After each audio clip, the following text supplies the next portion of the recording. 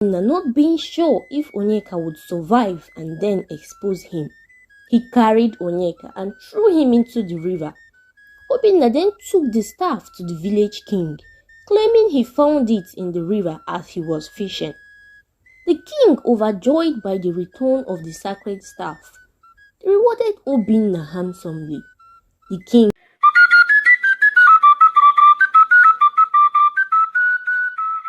Once upon a time, in a small village, nestled between two rivers, there lived two inseparable friends named Onyeka and Obinna, who were fishermen. They were known for their passion for fishing. They were also known in the village as one of the best fishermen that sells fresh fish. They were patronized by people from near and far. Onyeka and Obinna were friends since childhood. They always go fishing together. One day, during their usual fishing routine, Onyeka stumbled upon something extraordinary. He found a staff, not just any staff, but the village's long-lost sacred staff, missing since many years ago. The staff was believed to bring prosperity and protection to the village. Joy filled Onyeka's heart as he held the staff in his hands. He called Obinna to tell him he has found their village's long-lost sacred staff. The both of them were so happy. Then Obinna suggested they take the staff to the king of their village, which Onyeka agreed to. As they were going, a dark shadow of jealousy crept into Obinna's heart. He thought to himself that if Onyeka would take the staff to the king, he would be rewarded handsomely with a lot of gold, and even the villagers would praise him. Obinna, unable to bear his friend's fortune, then silently picked a big stick and struck Onyeka with it on the head, leaving him unconscious. Obinna, not being sure if Onyeka would survive and then expose him, he carried Onyeka and threw him into the river.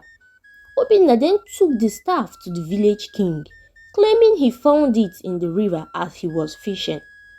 The king, overjoyed by the return of the sacred staff, rewarded Obinna handsomely. The king gave him a lot of gold. The villagers praised him and thanked him for finding the staff. While this was going on, Onyeka's mother, Adamma, was worried about her son Onyeka because she knows Obinna and Onyeka normally goes fishing together. She asked Obinna about Onyeka and he lied to her, saying his friend had gone to fish in a different river. Adamma, Onyeka's mother, returned to her house worried. She waited for her son to return, but he did not. She was worried because it's unusual for Onyeka to return very late from fishing. She raised an alarm, telling the villagers that her son had not returned since morning. The villagers searched for Onyeka in the riverside, but couldn't find him.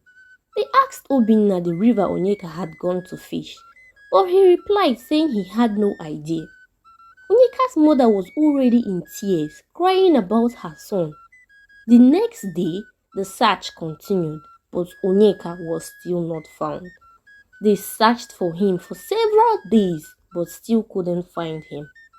They told Onyeka's mother that he's probably dead or maybe eaten by a big fish in the river. She cried and cried, mourning her son.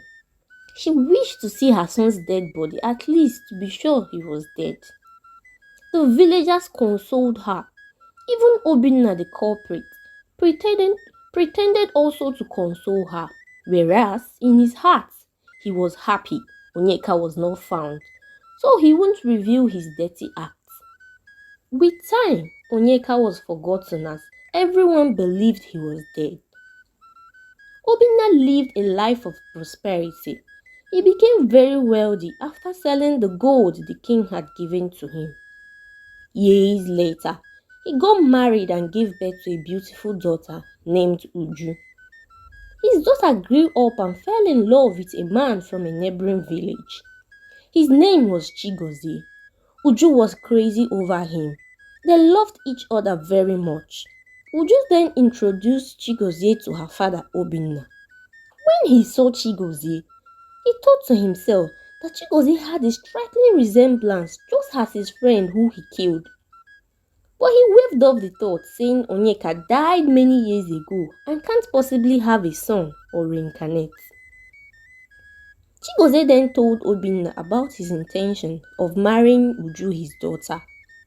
Chigozie told him that he would be coming with his parents the following week for the marriage preparations. Uju was very happy that finally she would be getting married to the one she loves. The following week, Chigozie came with his parents for the marriage preparation. Uju welcomed them and offered them seats. She then went to call her father and some kinsmen because by tradition some kinsmen must be present for the marriage preparation. When they came out, to their greatest shock, they saw Onyeka, who they believed was dead many years ago. Obinna's blood ran cold. The kinsmen were all puzzled, staring at Onyeka. Chigozie and his parents were confused on what was going on. One of the kinsmen hugged Onyeka, who was looking at them in confusion. They said to him, "Don't you remember us?" But Onyeka replied, saying he did not know them. Obinna was already trembling. He almost peed on himself. He then remembered why Chigozie had the same resemblance as his friend Onyeka because he was his son. While this was going on, one of the kinsmen had gone to call Adamma, Onyeka's mother. The kinsman then turned to Onyeka's wife and asked her how she met her husband. She then narrated to them how she saw him at the river floating when she went to fetch water. She said he was badly injured on the head. She then took him to the village herbalist who treated him and told her that his wound was severe and he had memory loss. So she knew nothing about her husband. He could not remember his name or where his village was. News has already gone round the village that Onyeka, the person they believed was dead, is back. Onyeka's mother, on hearing from one of the kinsmen that her son Onyeka was back, could not believe her ears. She ran to Obinna's house. On seeing her son, she wept bitterly. She ran and hugged him. Immediately she hugged him, Onyeka's memory was restored instantly. Onyeka remembered his mother and began to weep. He cried profusely like a baby. Chigozie and Uju, on the other hand, were still confused on what was going on. At this moment, Obinna was very scared that Onyeka would reveal his secrets. Adamma, Onyeka's mother, then asked her son what had happened, and that was how Onyeka began to narrate what had happened to him many years ago.